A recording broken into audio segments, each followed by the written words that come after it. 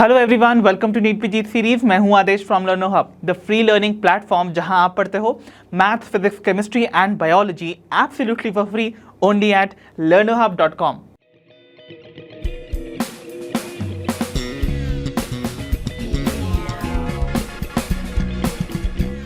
तो बच्चों, हमारा आज का सेशन हमारे PYQ sessions of the chapter principles of inheritance and variation का ही कंक्लूडिंग सेशन है, जहां पर हम रिमेनिंग ईयर्स यानी कि ईयर 2022 एंड 2023 के सारे क्वेश्चंस को कवर अप करेंगे जो कि नीट एग्जामिनेशन में पूछे गए हैं।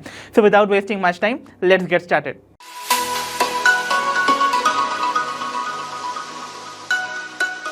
तो चलो बच्चों, बढ़ते हैं नीट 2022 के पहले क्वेश्चन की तरफ। And the question says XO type of sex determination can be found in. तो बच्चों, दिए हुए इन एग्जाम्पल्स में से आपको बताना है कि कौन सा वो ऑर्गेनिज्म है जिसमें आपको XO type of sex determination देखने को मिलता है। It's a very easy question, I know आप सभी को इसका आंसर पता भी है। जल्दी से मैं ऑप्शन रीड कर रहा हूं, by the time let me know कि क्या आंसर होने वाला है इसका। Option A Drosophila, option B birds, option C grasshoppers या option D monkeys. So the correct answer would be option C grasshoppers. Exactly, तो the correct answer यहाँ पर ग्रास हॉपर होगा। आई होप आप सभी को याद होगा ग्रास हॉपर में XO type of sex determination देखा जाता है। अगर आप कंफ्यूज थे ड्रोसोफिला में, तो you know very well drosophila में XY and XX type of sex determination देखने को मिलेगा।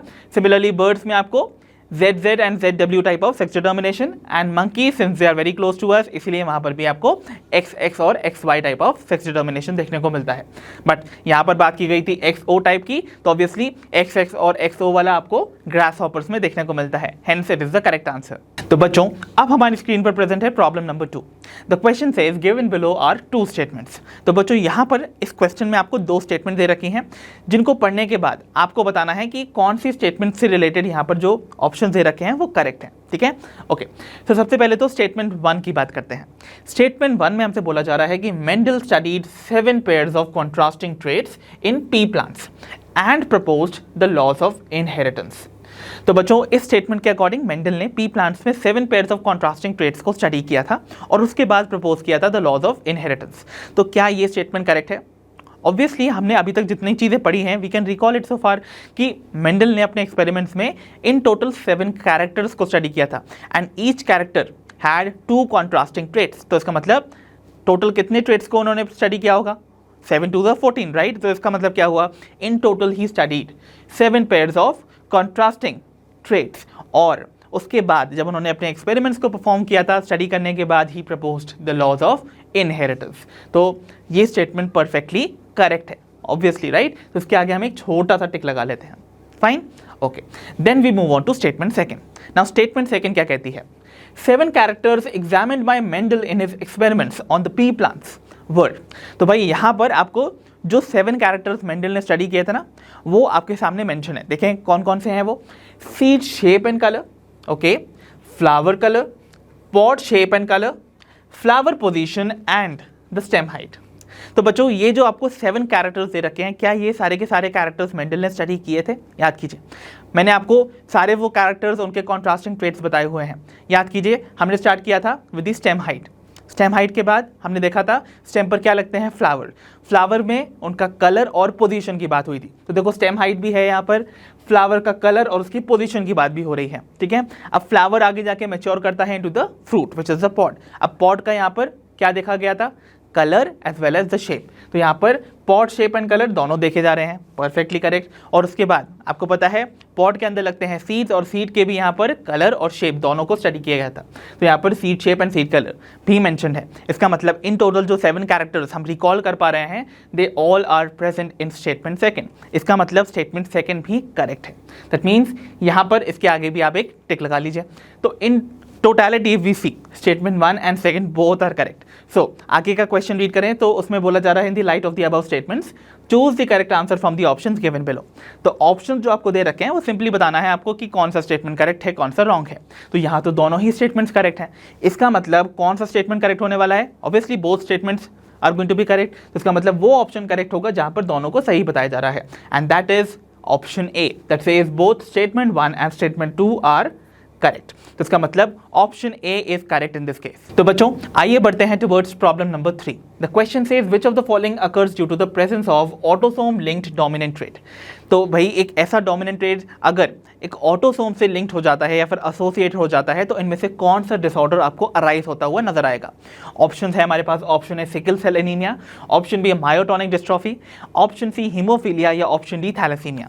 तो देखो बच्चों ये थोड़ा सा ट्रिकी क्वेश्चन है but very very easy one. आपको याद करना है कि हमने जितने भी जेनेटिक डिसऑर्डर्स पढ़े थे वो मोस्टली सारे के सारे रिसेसिव थे, याद कीजिए।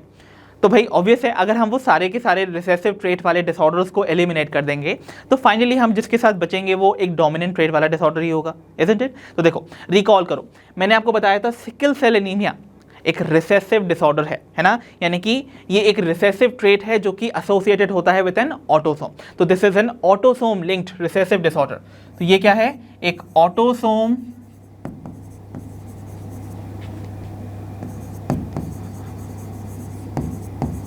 लिंक्ड रिसेसिव डिसऑर्डर, ठीक है। Similarly if you remember haemophilia, haemophilia भी याद कीजिए, ये भी एक रिसेसिव ट्रेट था जो कि एसोसिएटेड होता था विद द एक्स क्रोमोसोम। तो इसका मतलब ये क्या है, this is x linked recessive disorder, है ना, यानी कि इसका जो जीन प्रेजेंट था वो एक्स क्रोमोसोम पे प्रेजेंट होता है। और बात की जाए अगर थैलेसीमिया की तो again you know very well ये भी एक ऑटोसोम लिंक्ड रिसेसिव डिसऑर्डर है। This is also autosome linked recessive disorder. तो इसका मतलब क्या हुआ, the one which we are left with is myotonic dystrophy, है ना। और इसीलिए हमारा जो करेक्ट आंसर होगा, बिकॉज ये तीन तो हो नहीं सकते ना, because these all are recessive. तो इसका मतलब जो डोमिनेंट ट्रेट एसोसिएटेड होगा with the autosome would be myotonic dystrophy in this case, hence the correct answer in this case would be option B, right. तो चलिए बच्चों बढ़ते हैं टुवर्ड्स प्रॉब्लम नंबर 4 जो कि एक असर्शन रीजन बेस्ड क्वेश्चन है। The question says given below are two statements, one is labelled as assertion A and the other as reason are.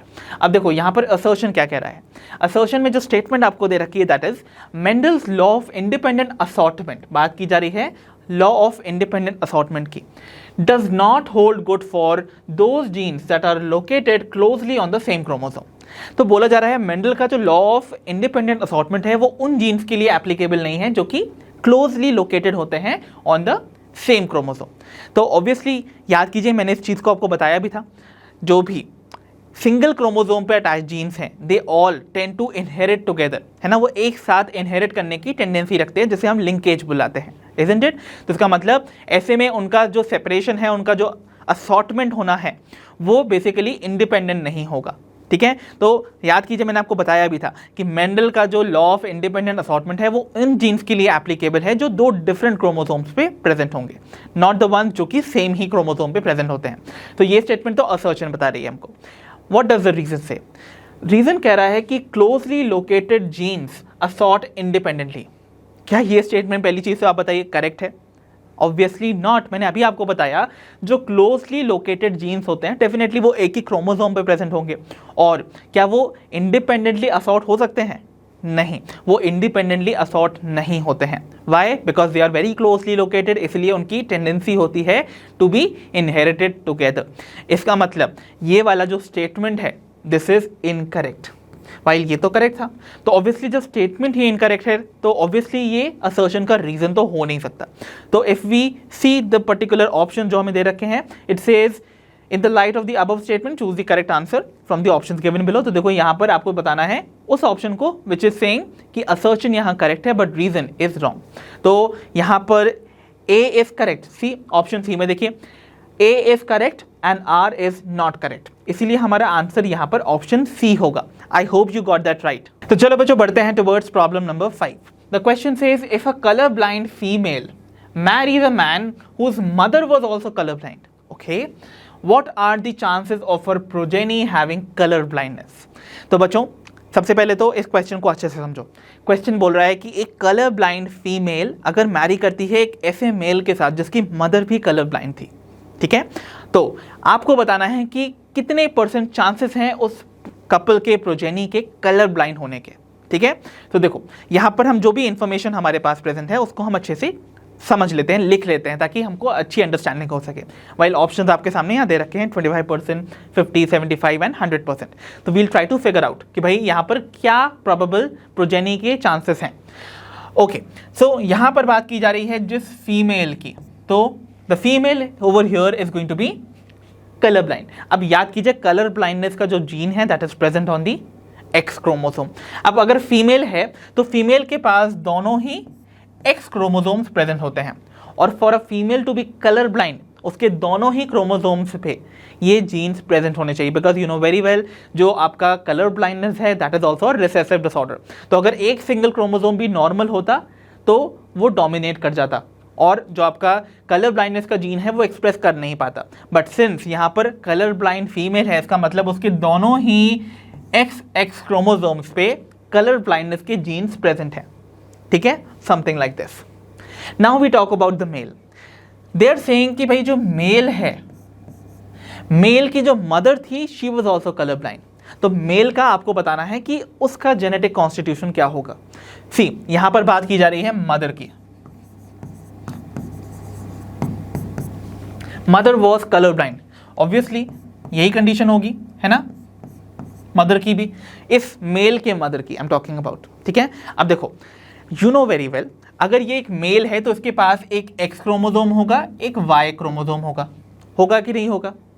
Y chromosome जो है वो सिर्फ फादर ही कंट्रीब्यूट कर सकता है, बिकॉज फादर के पास ही वाई क्रोमोसोम होता है। तो अगर ये मेल है तो जो वाई क्रोमोसोम आया है that has come from the father, और जो एक्स क्रोमोसोम आया है वो तो मदर से आया होगा। और मदर के दोनों एक्स क्रोमोसोम यहाँ पर कैसे हैं, दोनों के दोनों अफेक्टेड हैं, दोनों के दोनों यहाँ पर कैरी कर रहे हैं the gene for colour blindness. इसका मतलब जो मेल होगा उसके एक्स क्रोमोसोम पे भी आपको कलर ब्लाइंडनेस का जीन देखने को मिलेगा। अब सिंस मेल के पास केवल एक ही एक्स क्रोमोसोम है तो इसका मतलब ये जो कलर ब्लाइंडनेस का जीन है वो यहाँ पर अपने आप को एक्सप्रेस कर लेगा, बिकॉज यहाँ पर सिंगल कंडीशन में वो प्रेजेंट है, हेमीजाइगस कंडीशन में प्रेजेंट है। मतलब यही हो गया कि अब ये अपने आप को पूरी तरह से एक्सप्रेस कर लेगा। तो मेल के पास सिंस एक्स क्रोमोसोम एक ही होता है, अगर वो भी अफेक्टेड होगा मतलब वो पर्सन भी सफ़र कर रहा होगा फ्रॉम कलर ब्लाइंडनेस। तो इसका मतलब मेल भी यहाँ पर कलर ब्लाइंड है और फीमेल भी कलर ब्लाइंड है। Now we have to find out the cross, और पता करना है कि कितनी % प्रोजेनी के चांसेस होते हैं for getting the trait of colour blindness. तो देखो यहाँ पर जो गैमीट्स बनेंगे वो कैसे बनेंगे, देखो यहाँ पर ये एक गैमीट बना और यहाँ पर ये दूसरा गैमीट बना। ठीक है, मेल के केस में वी विल सी जो गैमीट्स बनेंगे वो कौन से होंगे, ये स्पर्म बना देता हूँ, तो यहाँ पर भी ये कंडीशन है और ये 50% जो स्पर्म्स बनेंगे वो नॉर्मल वाई क्रोमोसोम को बेयर कर रहे होंगे। Now we'll see the chances. तो देखो यहाँ पर हो सकता है कि ये वाला जो एग है वो फर्टिलाइज करे विथ दिस स्पर्म। ठीक है, तो इसका मतलब क्या होगा, जो जाइगोट बनेगा it would be having the genetic constitution this one, है ना, दोनों ही एक्स क्रोमोसोम पे यहाँ पर कलर ब्लाइंडनेस के जीन्स प्रेजेंट होंगे। सिमिलरली हो सकता है कि ये वाला जो एक्स क्रोमोसोम कंटेनिंग एग है वो जाके इस वाले स्पर्म के साथ फ्यूज करे, तो ऐसे में क्या कंडीशन होगी, समथिंग लाइक दिस, है ना। तो यहाँ पर आपको जो मेल फॉर्म होता हुआ नजर आएगा उसके एक्स क्रोमोसोम पे आपको कलर ब्लाइंडनेस का जीन देखने को मिलेगा। सिमिलरली हो सकता था ये वाला जो एक्स क्रोमोसोम है वो जाके फर्टिलाइज करता विद दिस स्पर्म, तो ऐसे में भी आपको ये कंडीशन मिलेगी। एंड लास्टली ये वाली कंडीशन भी पॉसिबल थी जहां पर ये egg containing this X chromosome fertilize करता with the sperm containing this Y chromosome.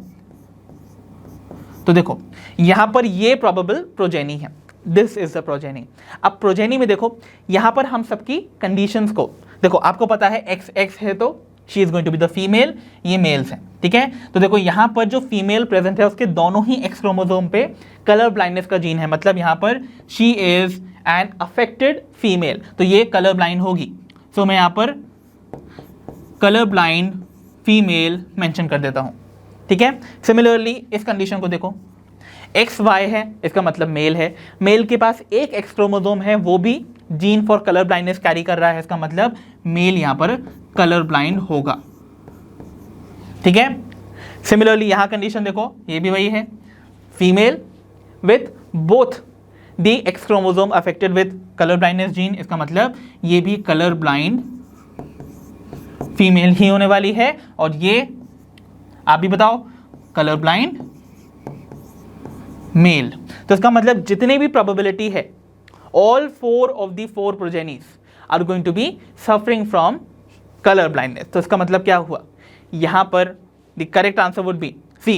यहां पर मैंने बोला 4 out of 4 have the chances of getting the color blindness, right? तो इसका मतलब अगर हम इसका परसेंटेज निकालें, so we'll multiply it with 100%। इसका मतलब क्या हुआ, 4 से 4 cancel and the answer would be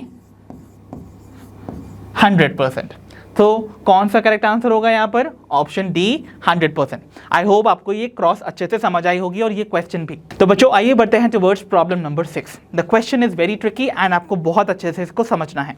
the question says the recombination frequency between the genes A and C is 5%, B and C is 15%, B and D is 9%, A and B is 20%, C and D is 24% and A and D is 29%। तो बच्चों आपको यहाँ पर अलग अलग jeans के बीच में रिकॉम्बिनेशन फ्रीक्वेंसीज जो प्रेजेंट हैं वो दे रखी हैं। अब इसके बेसिस पे हमसे बोला जा रहा है what will be the sequence of the genes और these genes on a linear chromosome. तो भाई इस इंफॉर्मेशन के बेसिस पे आपको इन जीन्स को लोकेट करना है ऑन दी क्रोमोसोम। बेसिकली हमें यहाँ पर क्रोमोसोमल मैपिंग करनी है। ओके तो बेसिकली हम क्या करने वाले हैं, जीन की मैपिंग करेंगे कि भाई जीन की क्या लोकेशन है ऑन दी क्रोमोसोम। ये जो इन्फॉर्मेशन है रिकॉम्बिनेशन फ्रीक्वेंसी की, याद कीजिए इसके बारे में अल्फ्रेड स्ट्रैटिवर ने बताया था कि कितना % भी रिकॉम्बिनेशन फ्रीक्वेंसी अगर शो होता है बिटवीन 2 जीन्स, इसका मतलब वो इंडिकेट करता है उन 2 जीन्स के बीच का डिस्टेंस, राइट। तो इसका मतलब देखो अगर हम देखें अकॉर्डिंग टू स्टर्टिवेंट हमने क्या इंफॉर्मेशन देखा था कि अगर किन्हीं 2 जीन्स के बीच में 1% रिकॉम्बिनेशन फ्रीक्वेंसी अकर करती है या रिकॉम्बिनेशन या क्रॉसओवर होता है, इट इंडिकेट्स कि उन 2 जीन्स के बीच में 1 सेंटीमॉर्गन का डिस्टेंस प्रेजेंट है। Okay that means those 2 genes are located 1 centimorgan away from each other. इतनी बात क्लियर है? ओके तो इसका मतलब इस हिसाब से ए एंड सी जीन के बीच में 5% का रिकॉम्बिनेशन फ्रीक्वेंसी है। दैट मीन्स ए एंड सी के बीच में 5 सेंटीमॉर्गन का डिस्टेंस प्रेजेंट है। सिमिलरली बी एंड सी के बीच में अगर 15% का रिकॉम्बिनेशन फ्रीक्वेंसी है, मतलब बी एंड सी जीन के बीच में आपको 15 सेंटीमॉर्गन का डिस्टेंस देखने को मिलेगा। I hope that is clear. ठीक है, अब इस इंफॉर्मेशन के बेसिस पे now we have to find out कि भाई एक लीनियर क्रोमोसोम, लीनियर बोले तो जो कि एक स्ट्रेट लाइन की तरह दिख रहा है, ठीक है, इस लीनियर क्रोमोसोम पे आपको इन वेरियस जीन्स को लोकेट करना है। कितने टाइप के डिफरेंट जीन्स है, पहले तो ये देखो we have A B C and D genes. ठीक है, तो आपको 4 जीन्स को लोकेट करना है ऑन दिस क्रोमोसोम। इतनी बात क्लियर है? ओके अब देखो इसके लिए जो तरीका इस्तेमाल किया जाता है बच्चों, दैट इज द वे, उसमें हम क्या करते हैं, सबसे पहले तो उन जीन्स को सबसे पहले लोकेट करेंगे जिनके बीच में मैक्सिमम डिस्टेंस प्रेजेंट हो या फिर मैक्सिमम रिकॉम्बिनेशन फ्रीक्वेंसी है। जितनी ज़्यादा रिकॉम्बिनेशन फ्रीक्वेंसी है मतलब वो 2 जीन्स जो हैं वो उतनी दूर लोकेटेड या सिचुएटेड हैं। तो ऐसे में आपको सबसे पहले उन 2 जीन्स को लोकेट करना है जो सबसे मैक्सिमली डिस्टेंट अपार्ट हैं। तो देखो यहाँ पर अगर आप देखोगे सबसे ज़्यादा रिकॉम्बिनेशन फ्रीक्वेंसी किन 2 जीन्स के बीच में देखने को मिल रही है, कम ऑन फाइंड आउट। यहाँ पर सबसे ज़्यादा जो आपको रिकॉम्बिनेशन फ्रीक्वेंसी है वो ए एंड डी जीन के बीच में देखने को मिल रही है 29%।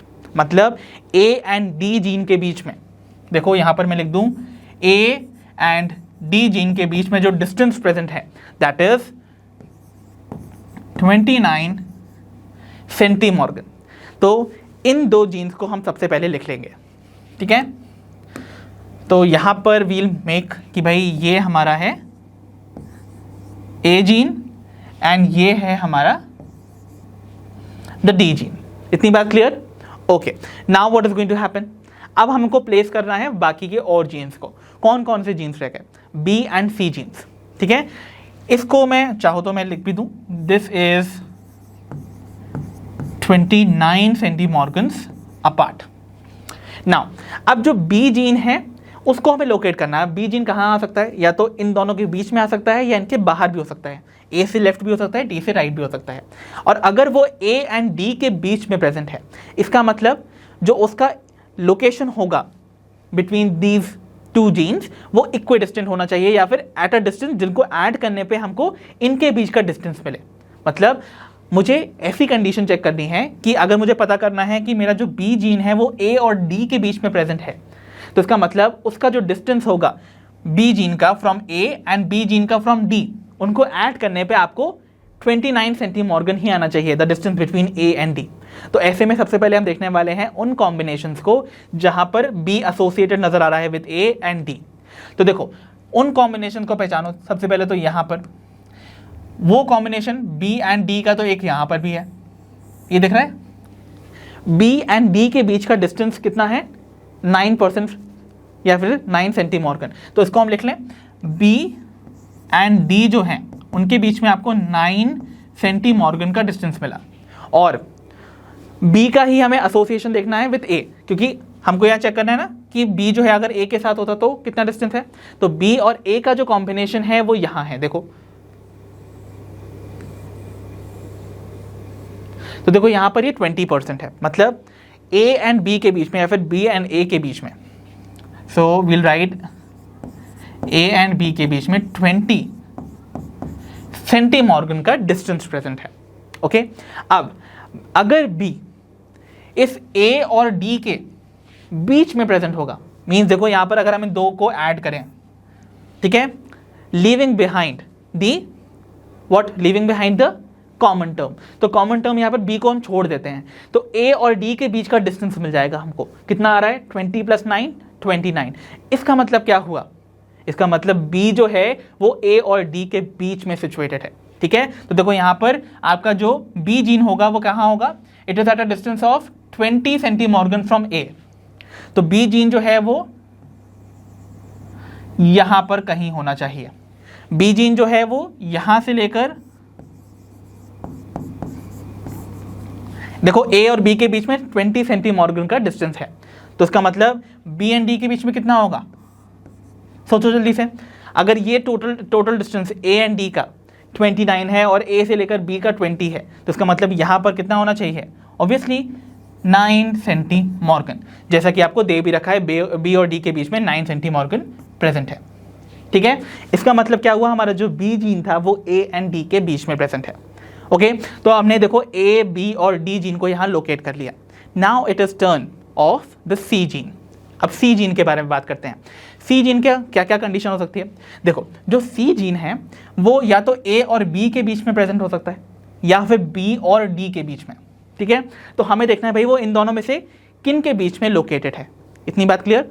ओके, नाउ वील सी कि भाई जो सी जीन है, पहले हम इन दो के बीच में चेक करते हैं कि ए और बी के बीच में क्या वो प्रेजेंट हो सकता है या फिर नहीं।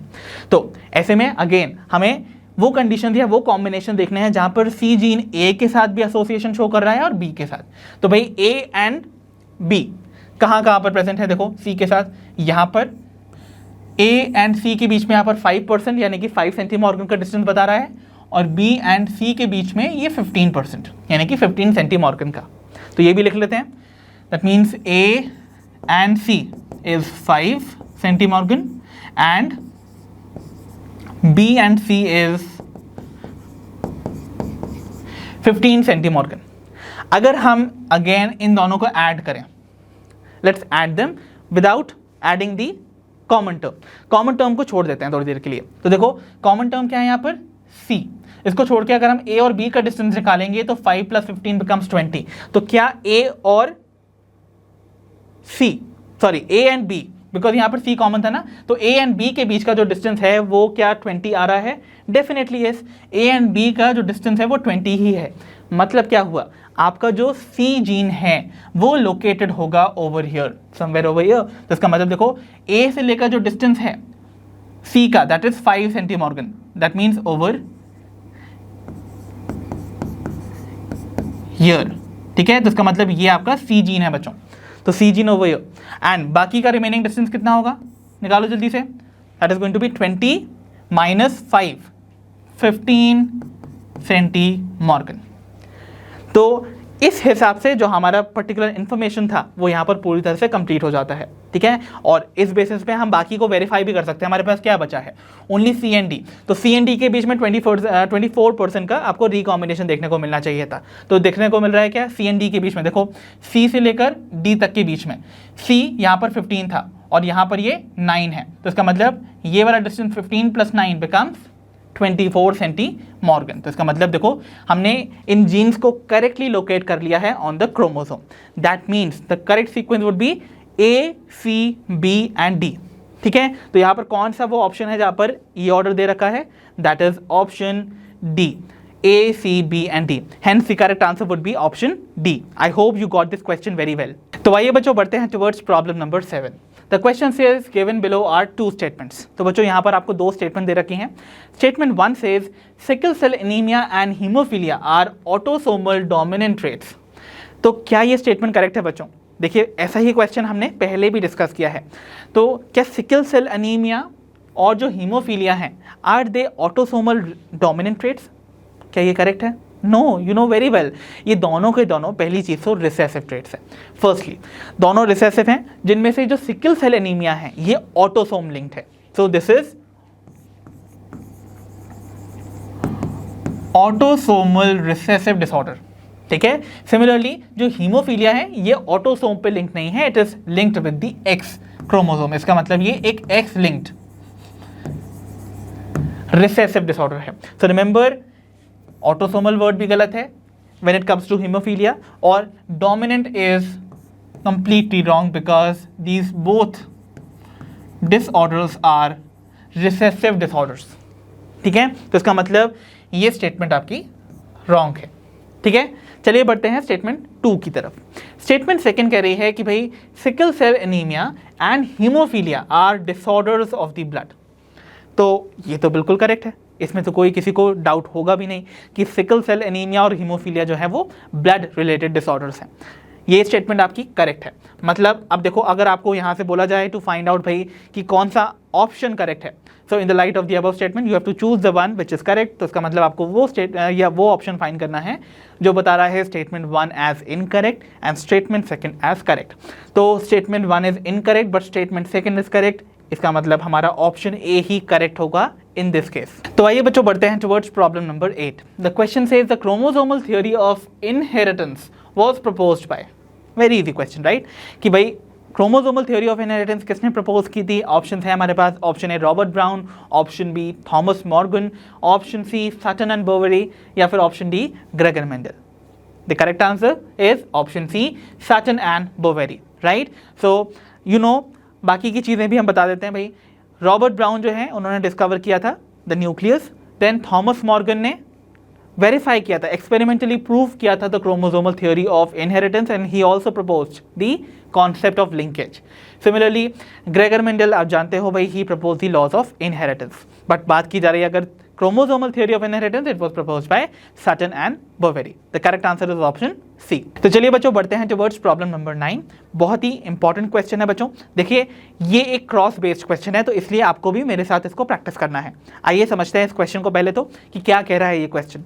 क्वेश्चन हमसे बोल रहा है what is the expected percentage of F2 progeny with yellow and inflated pod in dihybrid cross experiment involving pea plants with green colored inflated pod and yellow colored constricted pods। Okay, तो बच्चों अगर हम एक dihybrid cross perform करते हैं P plants के साथ जो कि इन्वॉल्व कर रहे हैं ग्रीन कलर्ड इन्फ्लेटेड पॉड्स, तो यहां पर देखो क्रॉस परफॉर्म की जा रही है between green and inflated pods वाले प्लांट्स के साथ with yellow and constricted pods. ठीक है, तो यहां पर येलो एंड कॉन्स्ट्रिक्टेड पॉड्स के साथ ये क्रॉसिंग कराई जा रही है। अब बोला जा रहा है आपको बताना है कितनी परसेंट जो F2 प्रोजेनी है, यानी कि कितनी percent progeny of the F2 generation आपको बेयर करती हुई नजर आएगी yellow and inflated pods. Yellow and inflated pod. अब देखो हमारे पास जो ओरिजिनल कॉम्बिनेशंस हैं वहां पर ग्रीन एंड इन्फ्लेटेड है, येलो एंड कॉन्स्ट्रिक्टेड है। तो बहुत से बच्चे क्या करेंगे, यहाँ पर सारे के सारे जो हैं वो क्रॉस बना के मीन्स एलील्स को यहाँ पर लिख कर फिर कॉम्बिनेशन बनाएंगे, फिर F2 जनरेशन बनाएंगे। बट इतनी आपको चीज़ें करने की ज़रूरत ही नहीं है। You have to just apply a simple logic. देखो आपको पता है यहाँ पर अगर, क्योंकि बात की जा रही है ये पी प्लांट की, पी प्लांट में ग्रीन कलर और इन्फ्लेटेड जो कंडीशन है of the pod, both are dominant characters, है कि नहीं है? ठीक है। और यहाँ पर एक डाइहाइब्रिड क्रॉस अगर परफॉर्म की जा रही होगी, डेफिनेटली यहाँ पर ये होमोजाइगस कंडीशन में ही होंगे। और येलो एंड कॉन्स्ट्रिक्टेड दोनों ही क्या है? रिसेसिव ट्रेट्स हैं। अब यू नो वेरी वेल, जब इनको हम क्रॉस करवाएंगे तो जो F1 प्रोजेनी आएगी, F1 प्रोजेनी, आपको पता है एक्सपेक्टेड जो कंडीशन आएगी वो क्या होगी? The expression of green and inflated pods. यानी कि जो F1 प्रोजेनी है उनके पास सिर्फ डोमिनेंट ट्रेट ही अपने आप को एक्सप्रेस करेगा ना, तो यहां पर ये वाली जो कंडीशन है वो आपको मिलेगी। सो ग्रीन एंड इन्फ्लेटेड, ठीक है। वाइल अगर आप इसको सेल्फ कर दोगे, यानी कि इसकी सेल्फिंग करवाते हो, तो आपको क्या क्या कंडीशन मिलती थी? याद कीजिए, आपको कॉम्बिनेशंस मिलते थे 4 टाइप के। 2 आपके पैरेंटल कॉम्बिनेशन होते थे, याद कीजिए। डोमिनेंट वाला जो कंडीशन है वो भी मिलता है, देखो ग्रीन एंड इन्फ्लेटेड, तो ग्रीन एंड इन्फ्लेटेड कंडीशन, ये पैरेंटल वाली एक कंडीशन आपको यहां एक्सप्रेस करती हुई नजर आएगी, और दूसरी कंडीशन आपको यहां नजर आएगी, that is yellow and constricted. इतनी बात क्लियर है कि नहीं? और बीच की जो 2 कॉम्बिनेशन होंगे, they are not going to resemble the parental combination, they are going to be non parental combination, जिन्हें हम रिकॉम्बिनेंट्स बुलाते हैं। तो देखो, पैरेंटल तो था ग्रीन एंड इन्फ्लेटेड का कॉम्बिनेशन, येलो और कॉन्स्ट्रिक्टेड का, बट अगर रिकॉम्बिनेशन हो जाए तो ग्रीन जो है वो कॉन्स्ट्रिक्टेड पॉड के साथ भी आ सकता है कि नहीं? तो यहां पर ग्रीन जो है वो कॉन्स्ट्रिक्टेड पॉड्स भी बनाएगा, ठीक है। और हो सकता है कि येलो के साथ इन्फ्लेटेड पॉड आ जाए, ये वाला कॉम्बिनेशन भी पॉसिबल है ना, येलो के साथ इन्फ्लेटेड। अब आपको याद होना चाहिए बच्चों कि इसका रेशियो कितना था। याद कीजिए, जो एंटायरली डोमिनेंट पैरेंटल ट्रेट था वो सबसे ज्यादा क्वांटिटी में बनता था, दैट मीन्स वो 9 का रेशियो शो करता था, और जो आपका रिसेसिव पैरेंटल ट्रेट था वो F2 प्रोजेनी में केवल 1 ही, मतलब 1 रेशियो में ही अपने आप को एक्सप्रेस करता था। बाकी जो रिमेनिंग कॉम्बिनेशन थे वो 3 और 3 के थे। तभी तो आपको जो फिनोटिपिक रेशियो देखने को मिलता था F2 का, वो 9:3:3:1 मिलता था। यही था ना कंडीशन। इतनी सी चीज आपको याद रखनी है। अब देखो, जहां हमसे बोला है येलो एंड इन्फ्लेटेड पॉड की कंडीशन, येलो एंड इन्फ्लेटेड आपको यहां मिल रहा है, और यहां पर इसका रेशियो कितना है? 3 आउट ऑफ टोटल कितने हैं? टोटल देखो, 9 + 3 is 12 + 3 is 15 and 1 16। So 3 out of 16 जो हैं वो येलो एंड इन्फ्लेटेड पॉड वाली कंडीशन शो करेंगे इन दी F2 प्रोजेनी। अब इसका हम परसेंटेज निकाल लें। So can you not calculate this? चलो करते हैं। You know very well, 4 4s are 16, 4 25s are 100। Now we'll try to calculate this। You know 4 6s are 24, 0.1 बचा। You know very well, again 4 2s are 8 हो जाएगा, आगे गया तो 5s are 20, तो 6.25, राइट। अब देखो, ये जो 6.25 है इसको अगर हम मल्टीप्लाई करें विथ 3 तो कितना आएगा? 18.75%, जो कि है हमारा correct answer. So the correct answer in this case would be option D, 18.75। तो बस आपने देखा, आपको ओरिजिनल पैरेंटल कॉम्बिनेशन में से चेक करना था कि यहाँ जो कॉम्बिनेशन का आपको परसेंटेज रेशियो पूछा जा रहा है वो रिकॉम्बिनेट है या पैरेंटल है। अगर वो रिकॉम्बिनेट है तो वो 3 और 3 का ही होगा, राइट। और अगर वो पैरेंटल था तो आपको डोमिनेंट और रिसेसिव वाले कैरेक्टर्स को, उनके जो रेशियोज हैं उनको डिवाइड करना था बाय 16 और मल्टीप्लाई करना था विथ 100, और इस तरीके से आपको डिफरेंट कॉम्बिनेशंस के जो परसेंटेज रेशियोज हैं वो मिल जाते हैं। सो आई होप आपको समझ आया होगा the correct answer in this case कैसे यहाँ पर 18.75 आया। ओके, तो बच्चों आइए पढ़ते हैं towards problem number 10। The question says if a female individual is with small round head, furrowed tongue, partially open mouth and broad palm with characteristic palm crease, ठीक है। Also the physical, psychomotor and mental development is retarded. The karyotype analysis of such an individual will show। तो बच्चों ये question आपसे कुछ symptoms को सबसे पहले डिस्कस कर रहा है कि भाई कुछ सिम्टम्स आपको बताए जाएंगे ऑफ अ फीमेल इंडिविजुअल, जिसके बेसिस पे आपको बताना है कि अगर ऐसी फीमेल इंडिविजुअल शोइंग सच सिम्टम्स का अगर हम कैरियोटाइप एनालिसिस करें तो आपको इनमें से कौन सी कंडीशन देखने को मिलेगी जो कि इन ऑप्शंस में प्रेजेंट है। ठीक है, तो आइए पहले तो उन सिम्टम्स को रिविजिट करते हैं, अच्छे से समझो। देखो, फीमेल इंडिविजुअल है जिसके पास एक स्मॉल राउंड हेड प्रेजेंट है, तो हेड जो है वो राउंड है, स्मॉल है, और उसके पास उस हेड में जो टंग प्रेजेंट है दैट इज फरोड, तो उसके अंदर एक फरो प्रेजेंट है। सिमिलरली आपको क्या कंडीशन और मिलती है, इनका जो माउथ होता है फीमेल का वो पार्शियली ओपन रहता है। ठीक है, और तो और यहाँ पर जो उनका पाम है वो ब्रॉड है और उसमें आपको एक कैरेक्टरिस्टिक पाम क्रीज देखने को मिलती है। अब देखो ये जो पाम क्रीज का वर्ड आ गया ना, ये आपको एक इंडिकेशन दे रहा है कि यहाँ पर किस डिसऑर्डर की बात की जा रही है, और ये बहुत क्लियरली इंडिकेटिव है ऑफ दिस पर्टिकुलर डिजीज। ठीक है, ओके। ऑल्सो आपको बताया जा रहा है अगर हम इस फीमेल इंडिविजुअल के फिजिकल, साइकोमोटर और मेंटल डेवलपमेंट की बात करें तो वो रिटार्डेड है। तो ऐसे में आपको बताना है कि अगर हम इस फीमेल इंडिविजुअल का कैरियोटाइप एनालिसिस करेंगे तो आपको क्या कंडीशन देखने को मिलेगी। आई होप अब तक आप इजीली यहाँ पर इन्फर कर पाए होंगे that we are talking about the Down syndrome. याद है डाउन सिंड्रोम, जिसमें ये सारे के सारे फीचर देखने को मिलते थे, है ना। तो भाई यहाँ पर डाउन सिंड्रोम आई होप आपको याद होगा, इसको हम मंगोलियन इडियसी भी बुलाते हैं ना, और मंगोल लाइक उनका जो हेड है वो राउंड होता है। ये सारे सिम्टम्स जो हैं पार्शियली ओपन माउथ का, और जो उनके पास जो पाम होता है उसमें आपको एक सिंगल एक्सटेंडिंग क्रीज देखने को मिलती है ब्रॉड पाम पे, जैसे हम सिमियन क्रीज बुलाते हैं। ये सारे की सारी चीज़ें जो हैं वो डाउन सिंड्रोम को इंडिकेट कर रही हैं, and all such things are associated with the person suffering from such a disorder. ठीक है, इवन वो फिजिकल और मेंटल डेवलपमेंट जो है वो उसमें भी रिलेटेड आपको मिलता है। अब आपको उस कंडीशन को बताना है जो कि डाउन सिंड्रोम को राइज करती है। ऑप्शन है, option A trisomy of chromosome number 21, option B 47 chromosomes with XXY sex chromosomes, option C 45 chromosomes with XO sex chromosomes, या फिर option D 47 chromosomes with XYY sex chromosomes. So you know very well जो Down syndrome है, okay, जिसे हम Mongolian इडियसी बुलाते हैं, वो arise करता है due to the trisomy of the 21st chromosome. तो आपका जो करेक्ट आंसर होगा वुड बी ऑप्शन ए। तो यानी कि यहाँ पर जो 21st क्रोमोसोम है उसकी 2 कॉपीज की बजाय 3 कॉपीज प्रेजेंट हो जाती हैं, इसीलिए इसको हम ट्राइसोमी बुलाते हैं। ओके, एंड ये सिर्फ और सिर्फ क्रोमोसोम नंबर 21 में होता है। तो टोटल जो 23 पेयर्स हैं उनमें से जो 21st पेयर है उसके पेयर में आपको 2 नहीं 3 कॉपीज मिलेंगी, इसीलिए ये कंडीशन अराइज कर जाती है। वाइल अगर आप देख रहे हो ये सारे कंडीशन, तो 47 क्रोमोसोम जहाँ पर XXY सेक्स क्रोमोसोम है ये क्लाइनीफेल्टर सिंड्रोम की कंडीशन है, और 45 क्रोमोसोम जहाँ पर XO आपको सेक्स क्रोमोसोम मिलेंगे ये कंडीशन है ऑफ दी टर्नर सिंड्रोम। ठीक है, so don't get confused with all such things. तो यहाँ पर करेक्ट आंसर होगा आपका option A trisomy of chromosome number 21।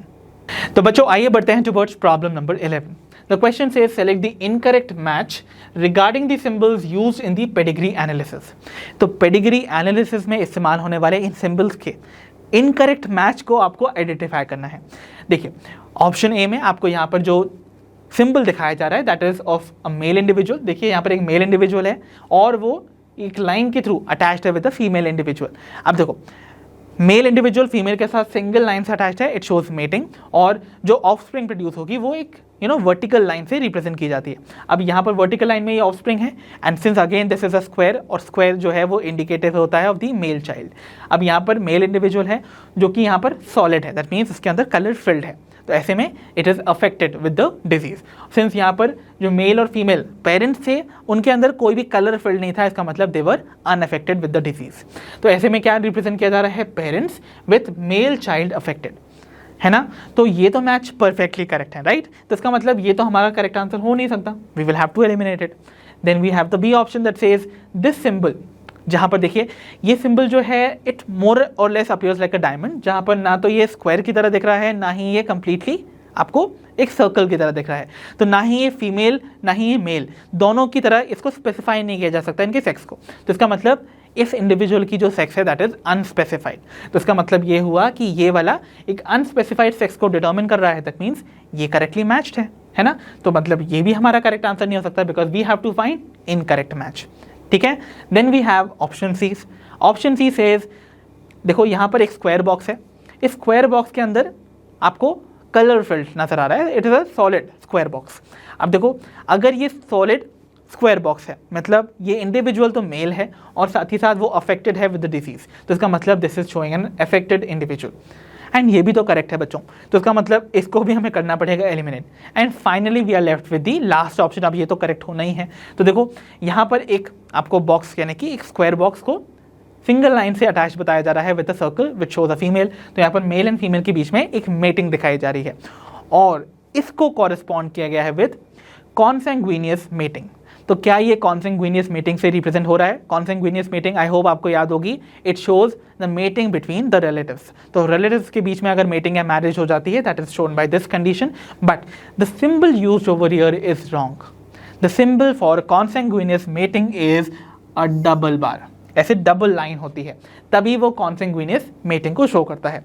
इसका मतलब जो रॉन्ग मैच यहाँ पर आपको दिखाया जा रहा है of the various pedigree symbols वो यहाँ पर ऑप्शन डी में देखने को मिलेगा। तो hence the correct answer in this case would be option D. तो बच्चों आइए बढ़ते हैं towards problem number 12। The question says a normal girl whose mother is hemophilic marries a male with no ancestral history of hemophilia. What will be the possible phenotypes of the offspring? तो बच्चों इस question में हमसे बोला जा रहा है कि एक नॉर्मल गर्ल जिसकी मदर हीमोफिलिक है, अगर ये गर्ल मैरी करती है एक ऐसे मेल के साथ जिसकी एंटायर फैमिली में कोई भी हीमोफिलिक नहीं है, that means the male does not show any ancestral history about haemophilia. तो आपको बताना है कि ऐसे में अगर इनकी मैरिज हो जाती है तो इनकी जो प्रोजेनी है उनके हीमोफिलिक होने की क्या पॉसिबल प्रोबेबिलिटीज़ हैं। तो यहाँ पर इनकी जो प्रोबेबल जो फिनोटाइप्स होंगे ऑफ देयर ऑफस्प्रिंग वो आपको यहाँ पर कुछ सेट ऑफ कॉम्बिनेशंस में दे रखे हैं, दीज ABCD ऑप्शंस। ठीक है, आपको बताना है कौन कौन से करेक्ट सेट ऑफ वो फिनोटाइप्स हैं जो कि इनके प्रोजेनी में देखने को मिल सकते हैं, एंड उसके बाद जो भी करेक्ट पेयर है उसको सेलेक्ट करने के बाद आपको यहाँ पर करेक्ट आंसर चूज करना है from these option given below. ठीक है, तो चलिए देखते हैं। सबसे पहले तो हमारे पास है यहाँ condition of a normal girl. अब देखो पहले तो हमें क्रॉस बनाना होगा बच्चों इस कंडीशन को समझने के लिए। फीमेल बताई जा रही है नॉर्मल है, दैट मीन्स उसके XX chromosome, because you know very well this haemophilia की जो कंडीशन है this is a recessive condition associated with the X chromosome. ठीक है, so it is a X linked recessive disorder. Female यहाँ पर क्या है? नॉर्मल, बट नॉर्मल तो वो फिनोटाइप शो कर सकती है even if she is a carrier, मतलब उसका एक X क्रोमोसोम भी अगर अफेक्टेड होगा तब भी वो नॉर्मल बिहेवियर शो करेगी। बट ये कैसे पता लगाया जाए कि भाई ये जो फीमेल है वो कैरियर है या नहीं है? तो देखो उसके लिए उसकी मदर को हमको देखना होगा। मदर के बारे में इंफॉर्मेशन दी गई है that the mother is haemophilic. अगर इस डॉटर की मदर जो है वो हीमोफिलिक है, दैट मीन्स उसके दोनों ही X क्रोमोसोम पे हीमोफीलिया के जीन्स प्रेजेंट है। तो यू नो वेरी वेल अगर ये डॉटर प्रोड्यूस हुई थी तो डॉटर का एक X क्रोमोसोम आया होगा फ्रॉम द मदर, एक फादर से आया होगा। तो अगर मदर से इन दोनों में से कोई एक भी आ जाएगा तो इसका मतलब एक इनका जो यानी कि डॉटर का जो X क्रोमोसोम है वो हीमोफीलिया का जीन पोजेस कर रहा है। इसका मतलब क्या हुआ? अगर वो यहाँ पर नॉर्मल अपीयर कर रही है मतलब फादर से उसने जो X क्रोमोसोम इनहेरिट किया था वो नॉर्मल था। ठीक है, तो इसका मतलब क्या हो? देखो यहाँ पर जो कंडीशन अराइज कर रही है दैट इज कि ये जो वुमन है या फिर ये जो गर्ल है she is a carrier, she is normal, ये नॉर्मल है but she is a carrier. अब ये मैरी करती है टू अ मेल जिसकी एंटायर किसी भी फैमिली हिस्ट्री में कोई भी हीमोफिलिक नहीं है, तो इसका मतलब जो मेल होगा वो नॉर्मल है, बिल्कुल नॉर्मल। ठीक है, अब ऐसे में आपको बतानी है प्रोबेबिलिटीज अबाउट देयर प्रोजेनी। तो अगर हम यहां पर एक प्यूनेट स्क्वायर बना लेते हैं तो यहां हम प्लेस करेंगे द मेल गैमीट्स। अब मेल गैमीट्स हमने यहां प्लेस करने हैं तो X यहां पर लिख दिया, Y यहां लिख दिया, और यहां पर हमने प्लेस करने हैं द फीमेल वन नीचे की तरफ। तो देखो यहां पर आएगा अफेक्टेड X क्रोमोसोम और नॉर्मल X क्रोमोसोम। तो चलो यहाँ पर फाइंड करते हैं भाई कंडीशन। तो देखो यहाँ पर क्या कंडीशन होगी, यहाँ पर इनका कॉम्बिनेशन होगा तो आपको मिलेगा ये वाला कॉम्बिनेशन। ठीक है, सिमिलरली यहाँ पर देखो this condition will give rise to this वाला कंडीशन। ठीक है, then a normal female over here and a normal male here. अब देखो यहाँ पर ये जो दो प्रोजेनी है ये एक नॉर्मल फीमेल है, ये नॉर्मल मेल है। सिमिलरली अगर आप ये दो कंडीशन देखोगे, यहाँ पर इनको सेपरेटली लिख देता हूँ।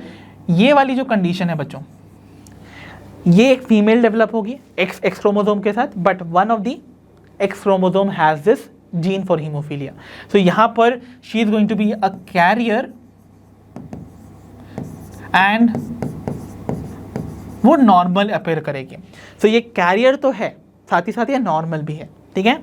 बट अगर आप यहां देखोगे तो ये जो सन बना, इस सन के पास जो एक अकेला एक्स क्रोमोसोम प्रेजेंट होता है वो हीमोफीलिया का जीन पोजेस कर रहा है। That means the son is going to be affected. यानी कि यहां पर सन जो होगा वो हीमोफिलिक होगा।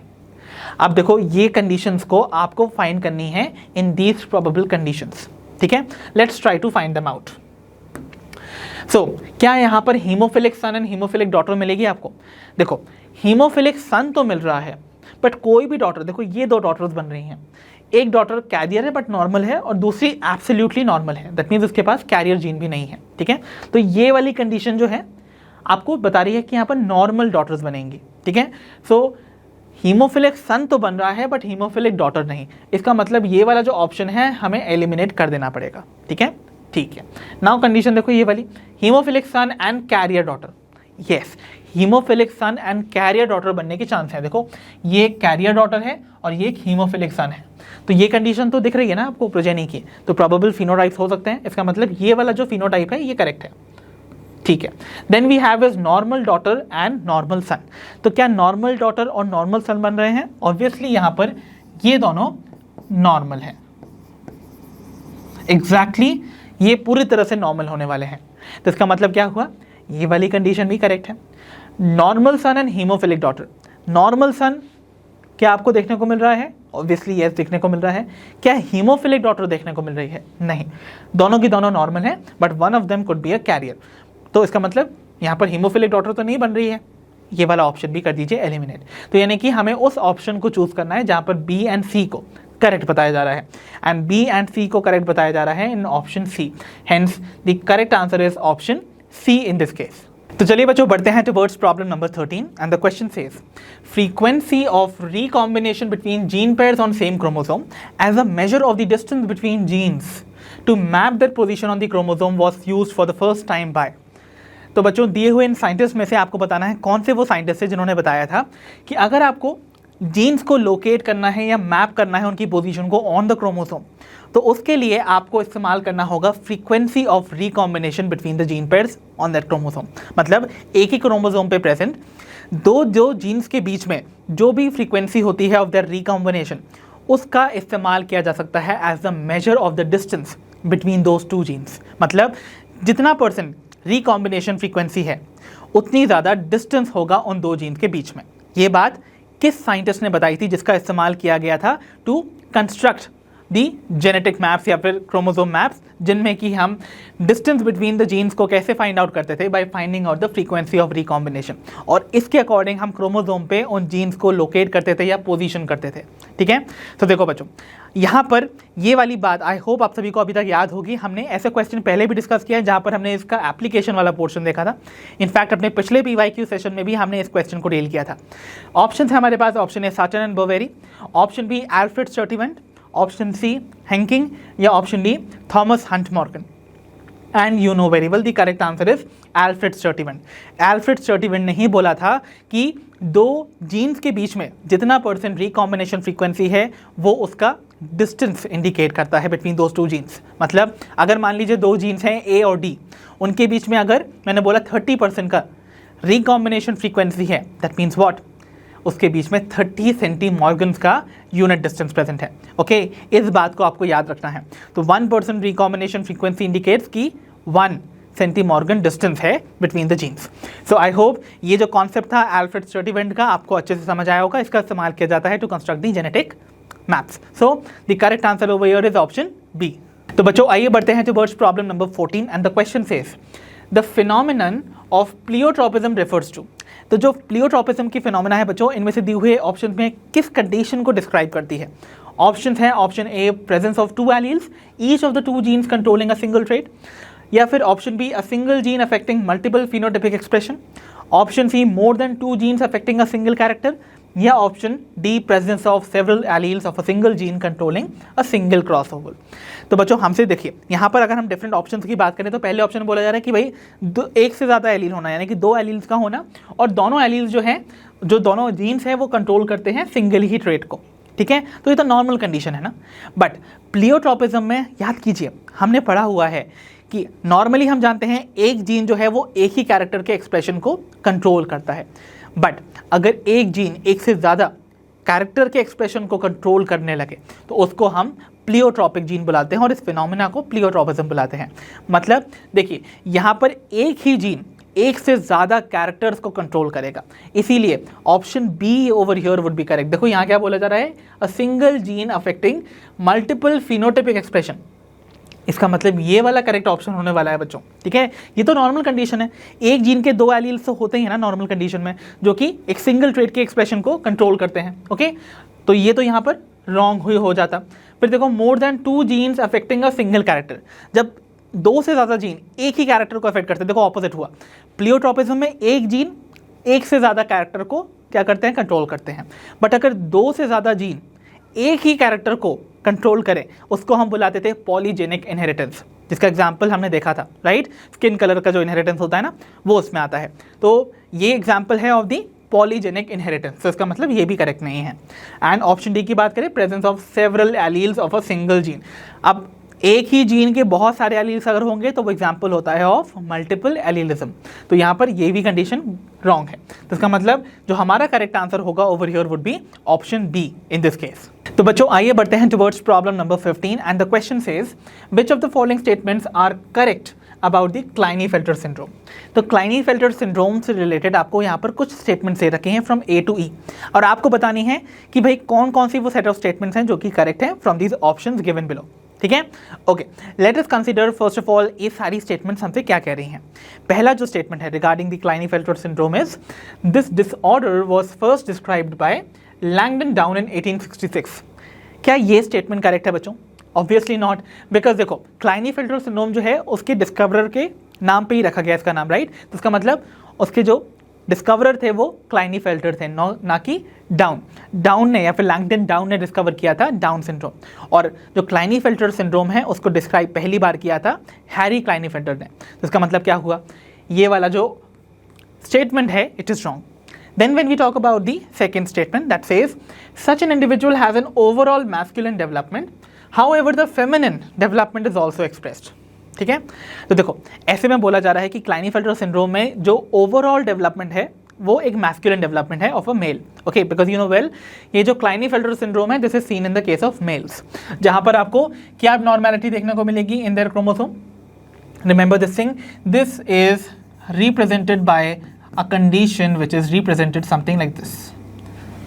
यहाँ पर आपको इन टोटल 47 क्रोमोसोम देखने को मिलेंगे, 44 out of the 47 are the autosomes, but जो एब्नॉर्मैलिटी है that is in the sex chromosome, जहाँ पर एक एक्स्ट्रा एक्स क्रोमोसोम आ जाता है in the case of male.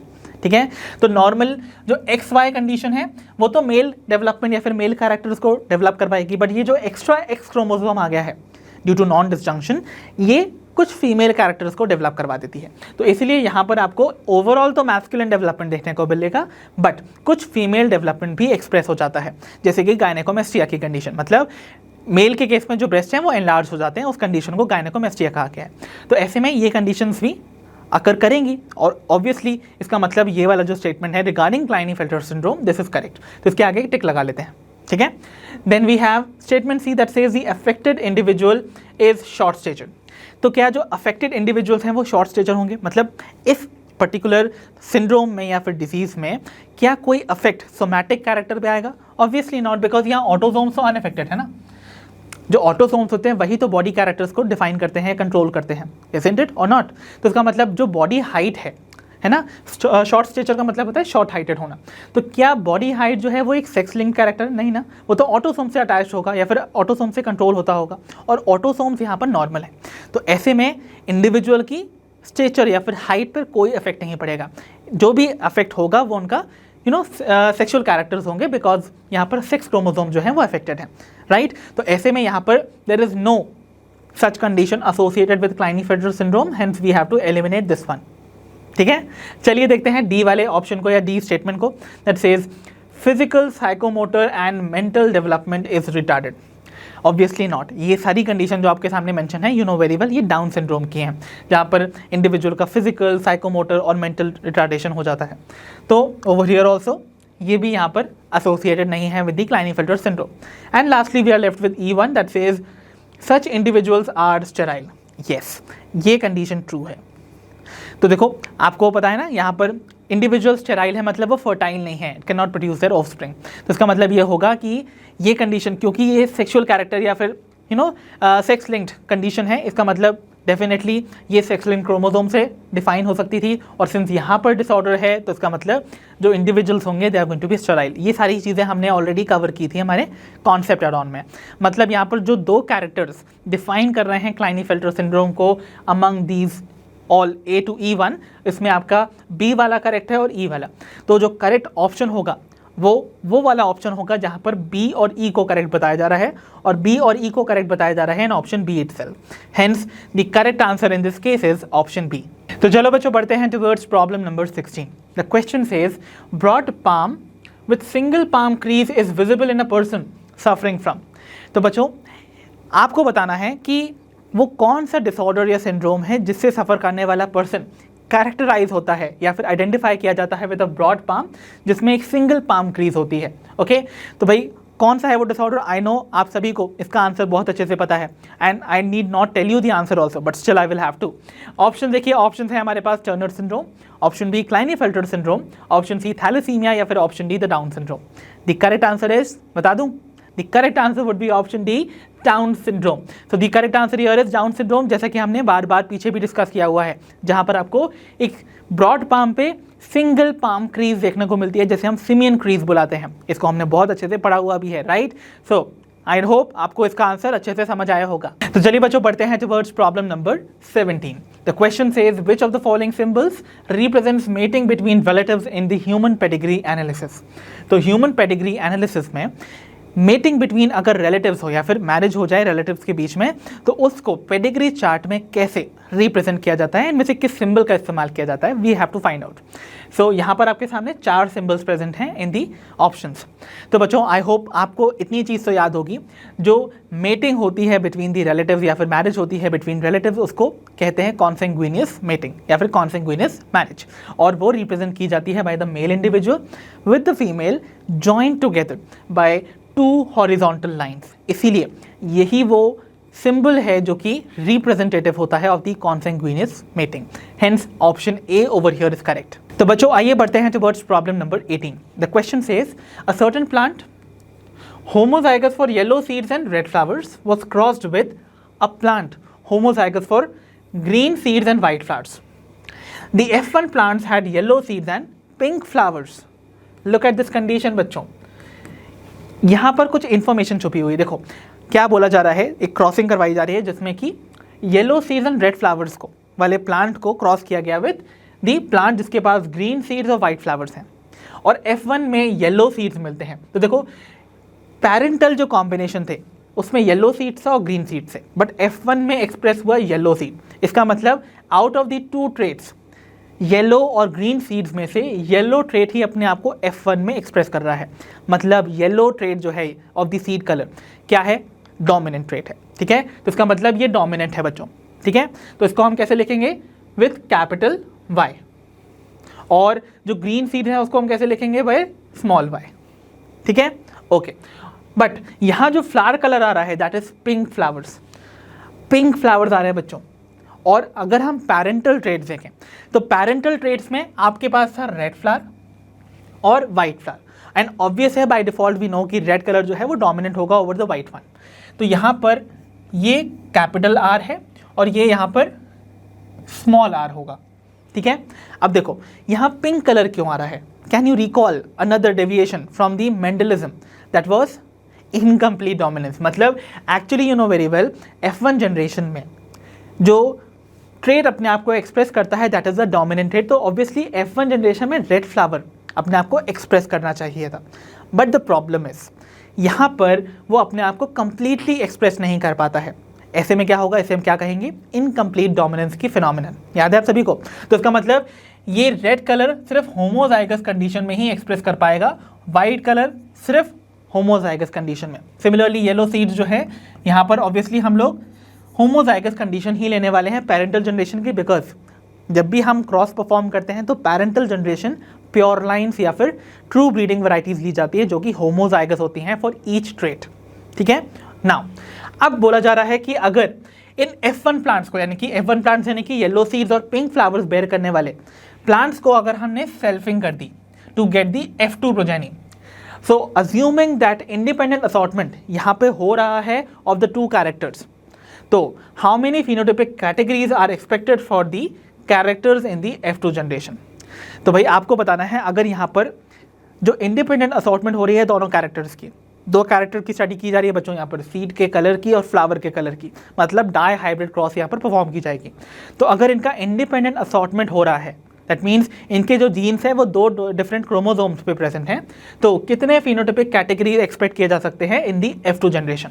ठीक है, that is what we have to consider. अब बेसिक सी चीज़ है बच्चों, यहाँ पर हम दो दो कैरेक्टर को स्टडी करने वाले हैं, दो दो कैरेक्टर। एक कैरेक्टर क्या है, देखो एक कैरेक्टर है आपका सीड का कलर, ठीक है, और दूसरा है फ्लावर का कलर।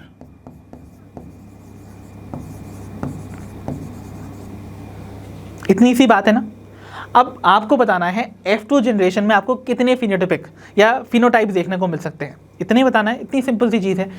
आप बहुत सारे बच्चे क्या करने वाले थे, ऐसे पूरा क्रॉस बनाते, बट आपको सिंपल इतनी कलर देखना है, इतनी चीज़ देखनी है बच्चों।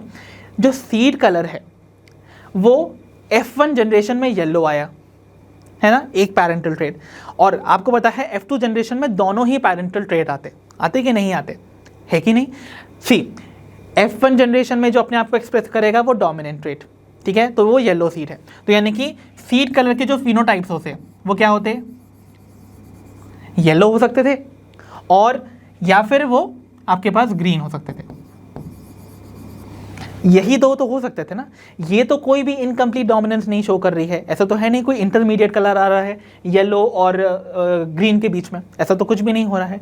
यहाँ पर दोनों में से कोई एक ही अपने आप को एक्सप्रेस कर रहा है। इसका मतलब या तो डोमिनेंट एलील अपने आप को एक्सप्रेस करके डोमिनेंट ट्रेट एक्सप्रेस करेगा येलो कलर, या फिर रिसेसिव, दैट मीन्स ग्रीन। ठीक है, वाइल अगर फ्लावर कलर की बात की जाए तो दो तो पैरेंटल ट्रेट ही थे। कौन कौन से, एक तो रेड फ्लावर से जो पैरेंटल था, दूसरा वाइट फ्लावर से, ठीक है, और तीसरे क्या थे, तीसरे टाइप के फ्लावर्स आपको F1 जनरेशन में मिले, F1 जनरेशन में। और वो कौन से टाइप का ट्रेट था, दैट इज पिंक फ्लावर्स, जो कि इनकम्प्लीट डोमिनेंस की वजह से अराइज किए थे। याद करिएगा, रेड कलर आता था कैपिटल R टुगेदर, यानी कि होमोजाइगस कंडीशन की वजह से। वाइट कलर आता था होमोजाइगस रिसेसिव कंडीशन की वजह से। बट ये जो पिंक कलर आया है ना, एक्चुअली में this pink colour, this is because of heterozygous condition, जहां पर ये जो डोमिनेंट ट्रेट है ना, this dominant allele is not completely dominant over the recessive allele. इसका मतलब क्या हुआ, वो कंप्लीटली अपना जो ट्रेट है वो एक्सप्रेस नहीं कर पाएगा, इनकम्प्लीटली करेगा। तो इसका मतलब एक इंटरमीडिएट कलर का यहाँ पर फॉर्मेशन होगा जो कि रेड और वाइट के बीच का होगा, and that is pink colour. ठीक है, तो यहाँ पर तीन फिनोटाइप्स फ्लावर कलर के कैरेक्टर के हैं। तो एक कैरेक्टर था सीड कलर, दूसरा था फ्लावर कलर, इसके दो ट्रेड्स, इसके तीन ट्रेड्स। तो इन टोटल कितने कॉम्बिनेशंस बन सकते हैं, देखो हो सकता है एक रेड फ्लावर के साथ या एक येलो सीड वाले प्लांट के साथ रेड फ्लावर्स हों, वाइट फ्लावर्स भी हो सकते थे, पिंक भी हो सकते थे कि नहीं। तो तीन कॉम्बिनेशन ये पॉसिबल थे, येलो एंड रेड कॉम्बिनेशन, यानी कि red flower with yellow seeds, white flower with yellow seeds, या फिर pink flowers with yellow seeds. तीन कॉम्बिनेशन इसके, और तीन कॉम्बिनेशन ग्रीन के साथ हो सकते थे, जैसे कि यहाँ पर। तो तीन कॉम्बिनेशन क्या हो सकते थे, हो सकता था कि ये जो ग्रीन सीड वाला फ्लावर था वो रेड फ्लावर को पोजेस कर रहा हो, या फिर हो सकता है वो वाइट को कर रहा होता, या फिर वो पिंक को कर रहा होता। तो इस तरीके से तीन कॉम्बिनेशन यहाँ भी हो गए, red flower with green seeds, white flower with green seeds and pink flower with green seeds. तो इन टोटल कितने कॉम्बिनेशन बने, 1 2 3 यहाँ वाले और 1 2 3 यहाँ वाले। कितने कॉम्बिनेशन हो गए टोटल, 6 कॉम्बिनेशन। तो यानी कि यहाँ पर इन टोटल 6 कॉम्बिनेशंस का फॉर्मेशन होता। तो the correct answer would have been option D 6। I hope you got it. कैसे आया होगा, है ना, दो ही ट्रेट्स हैं इस वाले केस में, तो इनके साथ ये 3 ट्रेट्स आ सकते थे of the another character that is flower colour. तो ये 3 ट्रेट्स हो सकते थे, या फिर इसी का दूसरा ऑल्टरनेटिव फॉर्म इस ट्रेट के साथ इन 3 ट्रेट्स का कॉम्बिनेशन कुछ भी हो सकता था। तो इस तरीके से इन टोटल 3 + 3 6 ट्रेट्स आपको फॉर्म होते हुए नजर आते। Hence the correct answer would have been option D in this case. आपको यहाँ पर कोई क्रॉस बनाने की जरूरत नहीं थी। इट्स सिंपली 2 कैरेक्टर की स्टडी, 2 कैरेक्टर के टोटल कितने ट्रेट्स, और उनके आपको परम्यूटेशन कॉम्बिनेशन से ही एक तरह से डिफरेंट कॉम्बिनेशंस बनाने हैं एंड फाइंड आउट करने हैं कि इन टोटल कितने फिनोटाइप्स एक्सप्रेस कर सकते हैं टुगेदर। ठीक है, इसीलिए the correct answer option D over here. तो चलो बच्चों बढ़ते हैं towards problem number 19। The question says a heterozygous pea plant with violet flowers was crossed with a homozygous pea plant with white flowers and violet is dominant over white. Which one of the following represents the expected combination among the 40 progenies formed? तो देखो बच्चों question को समझो क्या बोल रहा है। Question बोल रहा है कि अगर एक ऐसा पी प्लांट जो कि हेटेरोजाइगस है फॉर वायलेट फ्लावर्स और इसको क्रॉस किया जाता है विद अनदर पी प्लांट जो कि होमोजाइगस है फॉर दी वाइट फ्लावर्स। अब ऐसे में बताया गया ये जो वायलेट कलर है that is dominant over the white. ठीक है, तो ये कंडीशन आपको याद रखनी है। तो आपको बताना है कि अगर इन टोटल इस क्रॉस में 40 प्रोजेनीज बनती हैं तो उनमें से एक्सपेक्टेड जो कॉम्बिनेशन है वो इनमें से कौन सा होगा। ठीक है, चलिए स्टार्ट करें। Okay, now we'll try to figure out इस क्रॉस में हमको क्या करना है। सी, हमको बोला गया है heterozygous plant with violet flowers, और वायलेट फ्लावर जो है वो एक डोमिनेंट ट्रेट है। तो इसका मतलब डोमिनेंट ट्रेट है वायलेट फ्लावर का, इसका मतलब उसके पास एक कैपिटल वी तो होगा जो एलील उसको वायलेट कलर दे रहा है। ठीक है, बट वो हेटेरोजाइगस कंडीशन में प्रेजेंट है। हेटेरोजाइगस में तो इसका दूसरा एलील जो होगा वो कैसा होगा, स्मॉल वी। ठीक है, सिमिलरली इसको क्रॉस किया गया विथ अनदर पी प्लांट जो कि होमोजाइगस है फॉर दी वाइट फ्लावर, तो उसको हम स्मॉल वी से लिखेंगे। ठीक है, तभी तो वो रिसेसिव ट्रेट अपने आप को एक्सप्रेस करेगा। Now we will have to find the cross. अब देखो क्रॉस करवाते हैं इनके बीच में। यू नो जो गैमीट्स हैं वो क्या बनेंगे, यहाँ पर एक गैमीट के पास 50% गैमीट्स के पास आएंगे कैपिटल वी वाले क्रोमोसोम। ठीक है, सिमिलरली 50 के पास आएंगे 50% के पास स्मॉल वी। यहाँ पर जितने भी गैमीट्स बनेंगे they are all going to be having small V. ठीक है, अब इनकी क्रॉसिंग करवाते हैं। तो अगर क्रॉसिंग करवाना है तो हम वैसे भी करवा सकते थे, यहाँ ऐसे करवा लेते हैं पीनट स्क्वायर के फॉर्म में। तो देखो मेल गैमीट्स को हम यहाँ प्लेस करते हैं। इमेजिन कर लेते हैं कि ये वाला मेल पेरेंट था और ये फीमेल, तो ऐसे में जो कैपिटल वी और स्मॉल वी वाले हैं गैमीट्स उनको हमने यहाँ प्लेस किए और स्मॉल वी वालों को यहाँ प्लेस किया। तो लेट अस सी क्या कॉम्बिनेशंस आपको मिलेंगे। देखो यहाँ पर कैपिटल वी स्मॉल वी, फिर small V, then over here capital V small V and again small V. अब कैपिटल वी यहाँ प्रेजेंट है, तो इसका मतलब ये जो 2 प्रोजेनी आपको मिली हैं ओवर हियर, दीज 2 प्रोजेनीज, उनके पास एक एक डोमिनेंट एलील प्रेजेंट है ना, और वो हेटेरोजाइगस कंडीशन में अपने आप को एक्सप्रेस करेगा बिकॉज यहाँ बोला गया है it is dominant over the white. तो वायलेट अगर डोमिनेंट है इसका मतलब यहाँ वायलेट फ्लावर्स बनेंगे, और ओवर हियर दोनों ही रिसेसिव हैं। अगर दोनों रिसेसिव हैं इसका मतलब रिसेसिव कंडीशन में अगर और होमोजाइगस कंडीशन में अगर वो प्रेजेंट है तो वो अपने आप को वाइट कलर को एक्सप्रेस करेंगे। तो इसका मतलब यहाँ पर वाइट फ्लावर्स बनने वाले हैं। तो देखो 2 out of the 4 are going to form violet flowers and 2 out of the 4 are going to form the white flowers. तो अगर हम देखें यहाँ पर ratio violet is to white का, दैट इज 2:2, और इसको हम सिंप्लीफाई करते तो इट बिकम्स 1:1। तो in total equal ratio, equal proportion में जो भी प्रोजेनीज बनेंगी वो आधे बेयर कर रहे होंगे वायलेट फ्लावर्स को और आधे बेयर कर रहे होंगे वाइट फ्लावर्स को। तो बोला जा रहा है in total we have 40 progenies. अगर टोटल 40 प्रोजेनीज हैं तो उनमें से आधे जो हैं वो क्या फॉर्म करेंगे, वायलेट फ्लावर्स, और आधे फॉर्म करेंगे वाइट फ्लावर्स। देखो इन टोटल वायलेट कितने हैं 1 आउट ऑफ 2 और वाइट कितने हैं 1 आउट ऑफ 2। तो 1/2 ऑफ 40 निकालोगे तो 20 मिल जाएंगे ऑफ दी वायलेट फ्लावर्स, और 1/2 ऑफ 40 निकालोगे तो आपको अगेन 20 वाइट फ्लावर्स मिल जाएंगे। तो ऐसे में कौन सा ऑप्शन या कॉम्बिनेशन करेक्ट होगा। देखो ऑप्शन ए बोला है 30 produced violet and 10 produced white flowers, option B 20 produce violet and 20 produce white flowers, option C all 40 produce violet flowers, या फिर option D all 40 produce white flowers. And you know the correct answer would be half half. इसका मतलब यहाँ पर 20 produced violet and 20 produced white flowers. तो correct answer क्या होगा? Option B in this case. I hope that is clear. तो बच्चों अब हम पहुंच चुके हैं towards the last problem of today session and that is problem number 20। The question says match list 1 with list 2। तो बच्चों यहाँ पर आपको लिस्ट 1 में कुछ आइटम्स दे रखे हैं, लिस्ट 2 में कुछ आइटम्स दे रखे हैं, इनको करेक्टली मैच करना है, फाइंड करना है करेक्ट आंसर को। अब देखो लिस्ट 1 में बेसिकली आपको कुछ क्रॉसेस दे रखी हैं और लिस्ट 2 में उनके कुछ रेशियोज दे रखे हैं। और बेसिकली अगर आप ध्यान से देखोगे ना, ये सारे के सारे रेशियोज जो हैं फिनोटाइपिक रेशियोज हैं, ठीक है।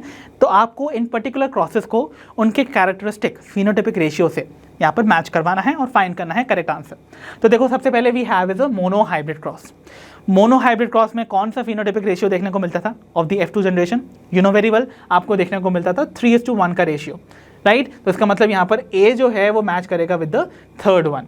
अब A थर्ड से कहाँ मैच कर रहा है? ओनली ओवर हियर, बाकी किसी भी ऑप्शन में मैच नहीं कर रहा है।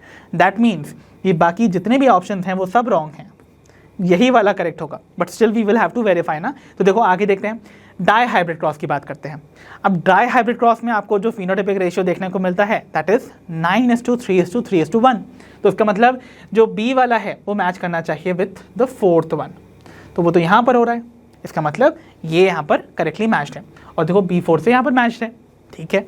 देन इनकम्प्लीट डोमिनेंस की बात की जाए बच्चों, इनकम्प्लीट डोमिनेंस याद है आप सभी को?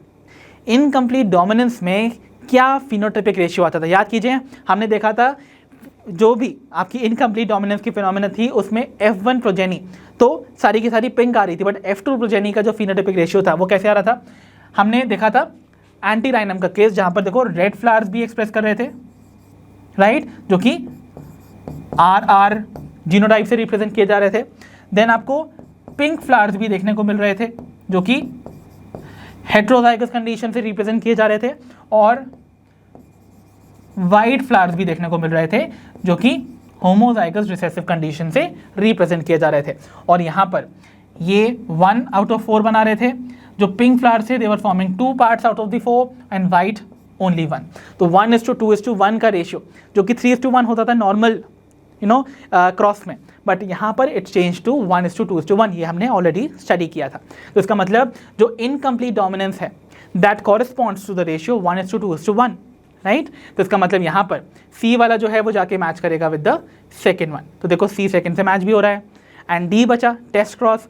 टेस्ट क्रॉस में याद कीजिए, टेस्ट क्रॉस में जो आपके अगर हेट्रोजाइगस कंडीशन होती ऑफ द डोमिनेंट ट्रेट, तो उसको अगर हम क्रॉस करवाते with a homozygous recessive parent तो 1:1 का रेशियो आता था, याद है। तो ऐसे में D जो है वो मैच करेगा विद द फर्स्ट वन। तो D फर्स्ट में यहाँ मैच कर रहा है। अगर आपने टेस्ट क्रॉस के बारे में नहीं देखा है कॉन्सेप्ट एट ऑन वीडियो में, please go and check it. वहाँ पर मैंने अच्छे से समझाया है कि टेस्ट क्रॉस का कैसे इस्तेमाल किया जाता है। सो आई होप आपको अच्छे से समझ में आ गया होगा कि यहाँ पर करेक्ट आंसर कैसे आया। And this was a very very easy question, right.